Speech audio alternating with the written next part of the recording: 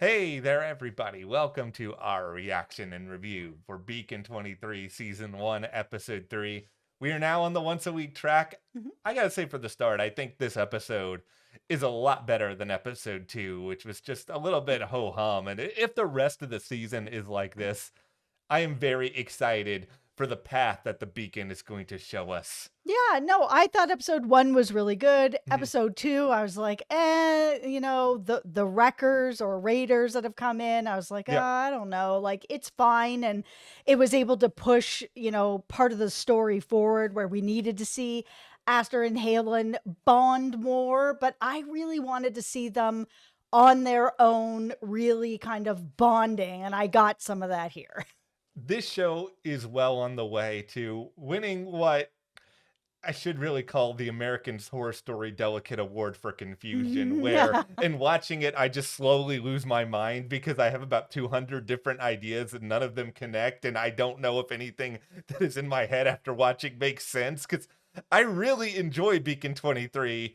And yet there's also times where I'm like, do I actually know what's going on with any single character on this show? That's the beauty of this show, is that you can't trust anyone Yeah. and they can't trust each other. We, the viewers, we can't trust them. I mean, now it's even like, can I trust Harmony? Can I trust Bart? Like they were having a conversation where I was like, who is telling the truth? Like what is going on here? Okay, we're gonna try to make sense of all the madness from the jump. We have not read this source material. Please do not spoil the source material in the comments. Let's keep this a spoiler-free zone. Thank you. And also, hit that subscribe button for more coverage throughout all of Beacon 23. I mean, we're having so much fun talking about this show. Subscribing helps us to be able to make these videos. And also, if you just love space, we're covering For All Mankind here as well. And that is definitely a show worth checking out if you haven't already. And speaking of checking things out, check out our Patreon if you want to join us for live streams. We have them every single week, and we're going to be talking about Beacon 23 over there as well. Okay, here's my very loose thoughts on this episode. So we know that Aster is with QTA, this very mysterious organization. We know Kali is like her QTA supervisor, who at one point in this episode she also made out with, which feels like a massive HR violation. This is her superior. Who knows how they work? It's true, but it sounds like they've been on and off lovers for like 10 years or something like that. So we've got them. Apparently, Kali doesn't know about what was going on fully with the Wreckers. How the Wreckers got there is a little bit of like miscommunication about all of that. It also seems like there's a lot of miscommunication about whether or not Kali really knew that Halen was going to be there or whether or not it was going to be Solomon.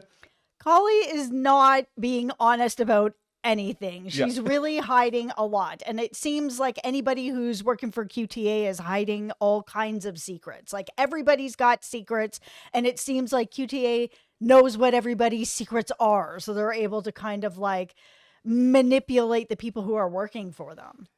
This has got to be the worst organization I've ever seen. Like Or the best? Okay, it might be the best, but from an outsider looking in, I would never work for QTA because I have zero understanding because nobody apparently speaks to each other. Nobody apparently can actually talk to each other and understand what they are saying. Because I mean, it feels like big picture, like the rocks are still the most important thing here, but it's who is actually authorized to handle the mission with the rocks is an entirely different question, because Kali, close to the end of this episode, is just like, no, no, no, no, no, Aster, this is not your job anymore. This is too important for you. Yeah, and it was interesting too to see sort of the relationship between Kali and Aster, where it seems like Kali's holding on to a lot of like really bad feelings about their intimate relationship, where she's basically like, hey, like I, really cared about you. Like I really loved you. And you just like you're here for fun. Sometimes you're here for more. Sometimes you're here for less. Sometimes you disappear for 4 days. Like, I don't know what's going on. They had that really weird scene where they were all like drinking and like airing everything out. And, Colley's basically calling her a trash bag and like telling off Halen as well for stuff that he's done in the past by, being a deserter and everything that was going on there. That was like really hard to watch. But it was really interesting that through all that, Aster was able to really see or start to really theorize about what really happened. Like, was this an accident that her ship crashed, or was it on purpose? And after pulling apart her pod, she's like, oh, on purpose. Okay, cool. And Colley's kind of like, yeah, it was. We knew that you weren't going to really be able to get on the beacon unless Solomon came to get you. Like, the research we did on him, he was not going to let you on. He needed to feel like he was doing you a solid to bring you on here. And she's like, Solomon isn't here. He was never here. And she was like, well, it doesn't matter. Halen did the same thing. He brought you on. Here's kind of what I'm thinking about this at this point, because as you have so carefully noted, there is a lot of just like scorned lover feelings going on here by Colley, who should never be responsible for being a supervisor for her ex-lover ever, just under those circumstances alone. But is it possible that all of this was orchestrated for Aster to be there, for Aster to then die? Because is that a mechanism of then being like, oh, we lost one of our own on this beacon. We really have to elevate this now, where ultimately you needed the best and the brightest of the QTA there to achieve whatever this mission was. And was Aster just a pawn in making that happen? Well, this is sort of what's weird about Colley's explanation, where she's like, yeah, the whole thing, the explosion, everything was on purpose so that, Solomon would bring you into the beacon. Okay, cool. So that you could get to the rocks. Okay, great.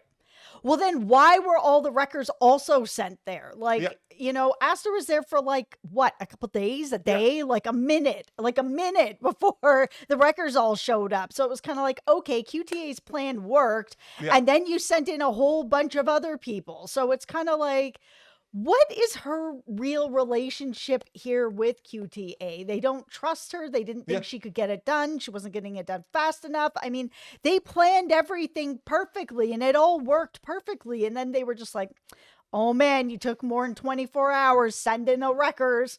It's so, this is what makes this show so, fascinating, but also confusing, where I'm just sort of sitting back and being like, did you ever think that she was going to be able to do the job well enough? Because it feels like having a team in the proximity of this, because they already set up how long Halen may have taken in order to get there. It doesn't seem like, getting the wreckers there is an overnight mission. Meanwhile, Colley getting there, and it seems like there's a little bit more time that's passed between episode 2 and episode 3, but it seems like there's a fairly well-oiled machine here behind the scenes that is involved with trying to figure out, okay, we need these rocks for whatever the rocks are for. And I've already put my theory out there that the rocks are either used for some sort of weapon or some sort of like valuable technology or protection that people are trying to accrue. And if that is the case, you're going to throw every single thing against the wall in order to figure it out. But then my question is this. If you know that like the person who's the beacon keeper, now obviously Halen, if you know that's not Solomon, and they can be like, oh, I don't know if it's Solomon or not. I mean, if it's Solomon or if it's this other guy. Well, they know now. Yeah, you know now.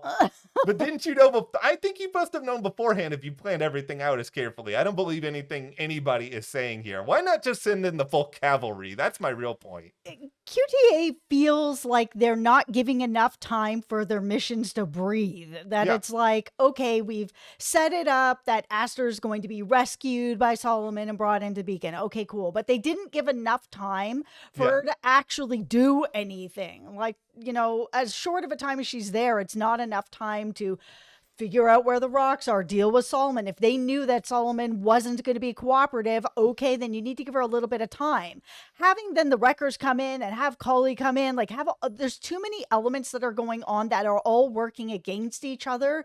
And if QTA is really this smart, then they would know that. But instead, it feels like they're driving around in a clown car, just like bringing more clowns in as they go, and they just don't know what they're doing.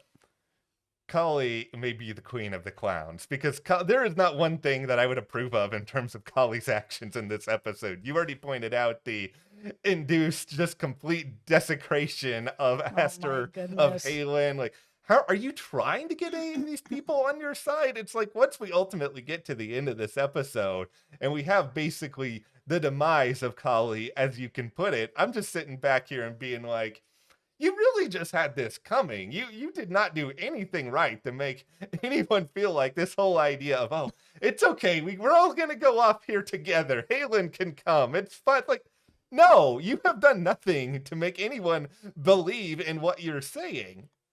No, she was that whole drunken airing it out was really what was putting her in that bad spot. I mean, like, at that point, Aster had already kind of figured everything out. I mean, Halen's already not any sort of a fan. She's like super anti-AI. So she's like, bah, Harmony, bah, Bart, you can only give me the information I need. I'll just take it back to the ship and just funnel it out to QTA, the clown car, so they can send out more people. Okay, let's take a moment here with Halen, because I think this is a great episode for Halen. I think I'm starting to understand him more, and yet I also still have questions, because this is somebody who is just so irreparably broken by what he's gone through in the past. Like, clearly he's suffering a lot as a result of his service, as a result of people who died, and, you know, it's weighing on him, it's haunting him, he's not able to escape it. But then you have this, like, dichotomy between his struggles, his pain, and then just the question of why he's really there, because I don't think it's so simple as, oh, he's just here, he's struggling from loneliness, he just so happened to stumble upon this place. What happened to Solomon? Yeah, he didn't have anything to do with it, but he's just like hanging out here forever. There's still something that does not compute with that. Oh yeah, he had nothing to do with it. Bart would say different. Yeah. Listen, that conversation that Harmony had with Bart, where she was like, listen, Solomon's death, I've reviewed the footage, 100% an accident. Bart is dying on this hill. That it was not an accident, that Halen actually killed him, and nobody's listening to Bart. Bart, I'm listening to you. I actually believe you. I think that Halen did kill him, but what are the motivations? Is it really sort of as cut and dry as like, he's a murderer? Or is there something else? Was there a reason for this? That's where I tend to go with option number 2, because it's possible for Bart to be telling the truth, but Bart also not understanding the ramifications of the truth or the little nuances, because at the end of the day, as curmudgeon-y and as entertaining as Bart may be as a character, you're so funny. You're the biggest Bart AI fan that exists. It's just that he may not understand the idea of, okay, yeah, sure, maybe Halen did kill Solomon, but maybe Solomon was a terrible person. Maybe Solomon was somehow responsible for something related to Halen's past, or maybe there is like an element of violence, something horrible that Solomon was about to do to Halen. I just feel like Solomon had it coming. And I'm not saying that's a real good way to justify what happened, but I don't think Solomon's some great guy. I just don't buy it. No. Okay, my tinfoil hat theory here, and it's pretty half-baked, so you guys can maybe help me flesh it out in the comments. Turn on the oven. Yeah. Is that, I mean, there's some sort of connection with Halen and those rocks. And because every time he comes near them, he's having these like visions in these episodes, like over and over and over again. We saw it again in this episode as well.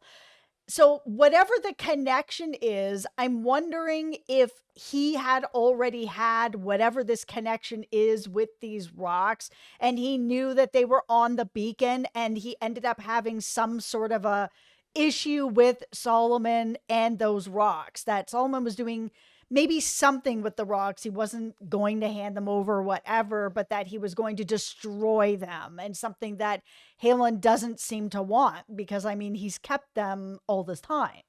There is some sort of bizarre magnetism around these rocks. And I don't know if Beacon 23 is trying to say something about fate, about destiny, about that idea. But like if I'm keeping a tinfoil hat on, like I think there must have been some sort of prior exposure that Halen had to rocks. Either they were exactly these rocks or rocks of this variety while he was serving. And there's something almost like there was a rope attached to the rocks, and the rocks, bear with me here for this analogy, the rocks were just pulling Halen in to this beacon, whether he knew it or not, because then there's also the connection between Aster's necklace and the rocks. Yeah, it was really interesting, that conversation where she was like, look, here's this necklace that my mom gave me forever ago. It's the exact same formation that's on these rocks. Isn't that weird? And Halen's just kind of like, yep, that's weird. And then nothing else. So that makes me feel like Halen knows more about these rocks than he's letting on. There is a deeper connection with him and the rocks that he is aware of. He may not fully be aware of it, but he is aware that there is something between him and these rocks that he doesn't want Aster to know about. Okay. I am going to introduce a character here called Emperor Beacon. And they will serve as the crux for the new Bizarro theory. This is what this show does to me. It's just making me pull up theories out of nowhere. I love it. It's a lot of fun to talk about a show like this. So Emperor Beacon has known for a long time that they want Aster and Halen to be at this place. And it just so happens that they created the destiny in which that's brought these two characters together, because I don't think, this is a sci-fi show. I don't think they're going like supernatural in the sense that like, oh, there was some supernatural force that drawed the two of them there.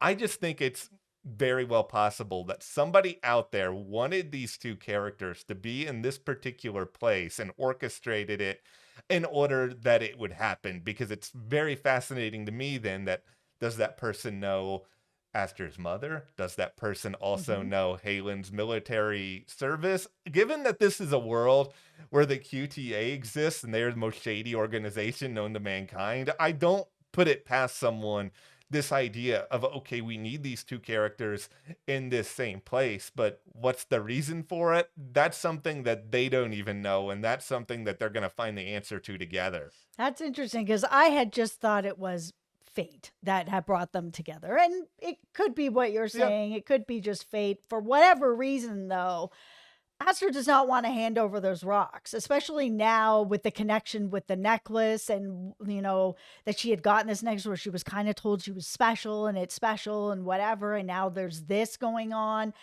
She told Coley pretty much that she was kind of like, I'm kind of at this spot now where I don't want to hand them over. Yeah, they'll make us rich, whatever, but not everything's about money. Yeah. Sometimes there's something else going on. And because Halen's also connected to these rocks, these two are now really bonded. I mean, we saw them kind of bonding at the beginning of the episode up there in the waves and being like, ha ha, whatever.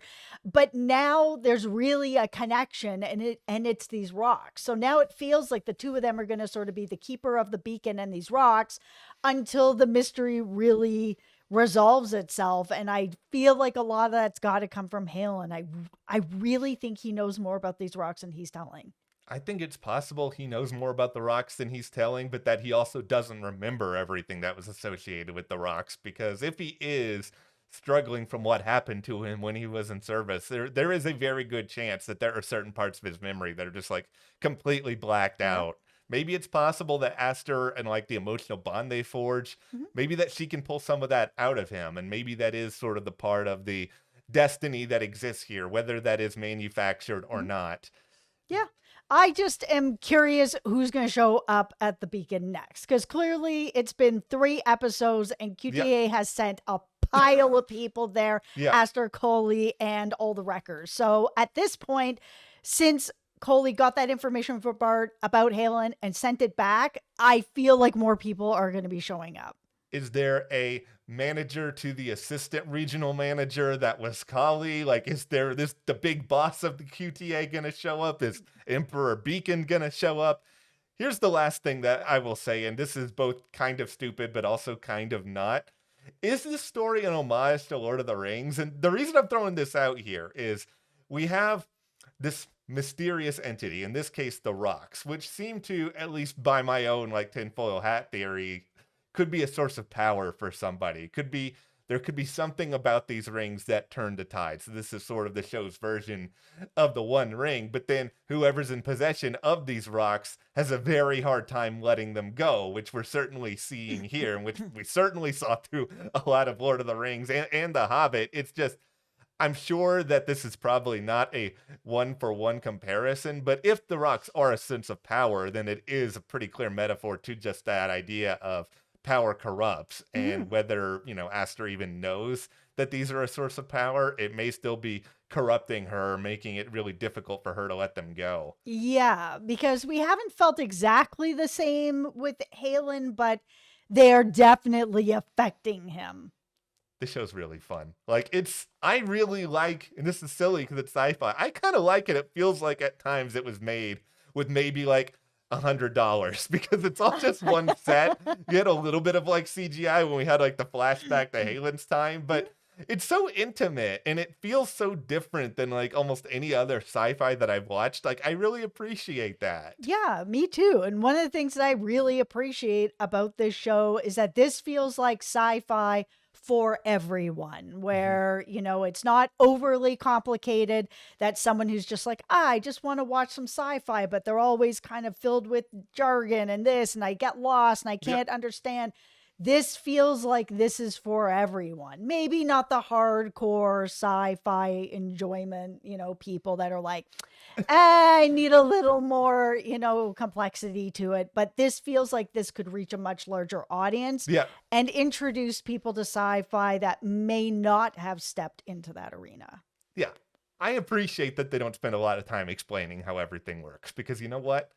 I'm not a scientist. I'm not a physicist. I don't need to know about the mechanics. I'm just like, okay, there's a beacon. Here's somebody who's there. Oh, here's somebody who crashed who's being brought in. Fine. I can buy into all of it. And now everybody's drinking with some rocks and telling each other that they're trash. And the rocks are the ring of power that needs to be thrown into the mountain. No, okay, well, this concludes our discussion about Beacon 23, Season 1, Episode 3. Thank you guys so much for hanging out with us. Thank you as well to our patrons. We really appreciate your support. We'll see you here next time.